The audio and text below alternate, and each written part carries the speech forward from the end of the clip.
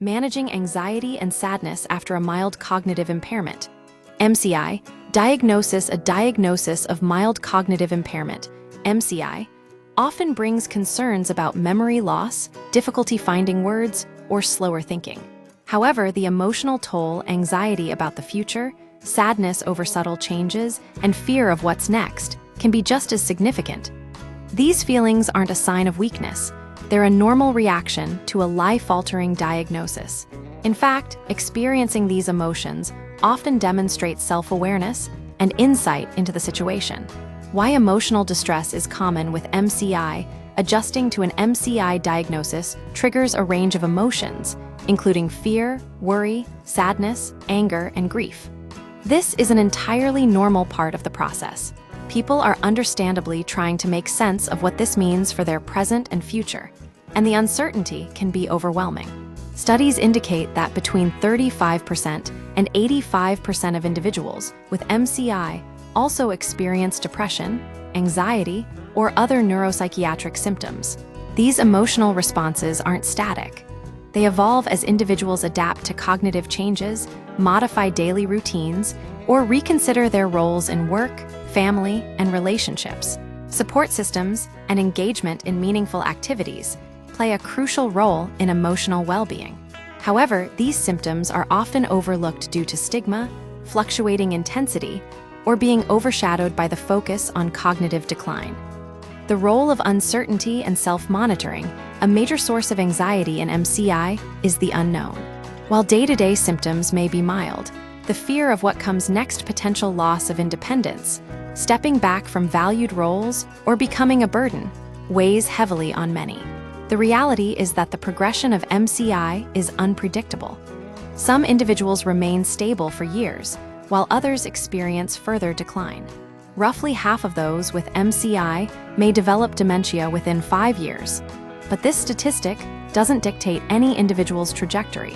This uncertainty, compounded by biomarkers linked to Alzheimer's disease, can create immense stress.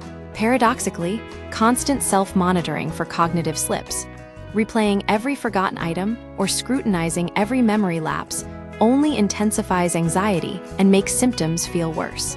Heightened focus on cognitive changes increases distress, drains attention, and creates a negative feedback loop. The more you check, the more you worry, and the harder it becomes to focus. Brain changes and mood. It's not just emotional. Mood changes in MCI aren't solely emotional reactions. They can also stem from the disease process itself. Depending on the underlying cause, alterations in brain regions involved in emotional processing, along with disruptions in neurotransmitters, can increase vulnerability to anxiety and depression. Neuroscience research supports this link, showing that individuals with MCI and depressive symptoms exhibit altered emotional processing and disrupted brain networks. These changes explain why simply willing yourself to feel better isn't always effective.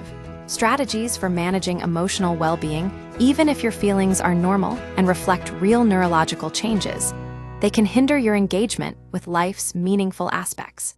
Here are some strategies to manage emotional overwhelm. Reframe catastrophic thinking. Challenge worst-case scenarios by evaluating their accuracy and replacing them with balanced perspectives. Instead of "I'm losing my mind," try "My memory isn't as sharp as it used to be, but I can use tools to help." Practice mindfulness. Simple grounding techniques like focused breathing or walking meditation can interrupt anxiety spirals and refocus attention. Establish routine.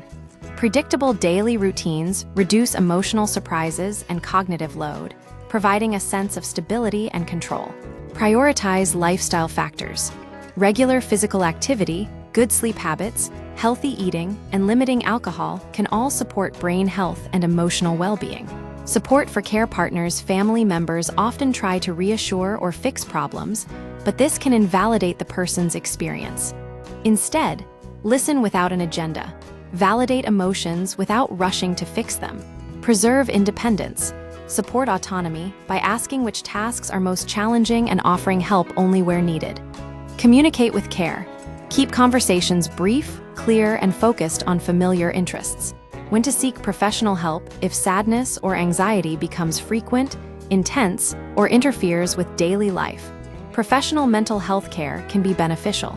Changes in sleep, appetite, social engagement, or increased irritability may signal emerging depression. Don't hesitate to reach out to a psychologist, psychiatrist, or neuropsychologist for therapy, medication, or strategies to reduce frustration. Conclusion: experiencing sadness, anxiety, or fear after an MCI diagnosis is common and often reflects a healthy awareness of the situation. By reframing negative thoughts, maintaining routines, and seeking support when needed, individuals can navigate these emotions and continue living meaningful lives. Remember that these feelings are valid and help is available.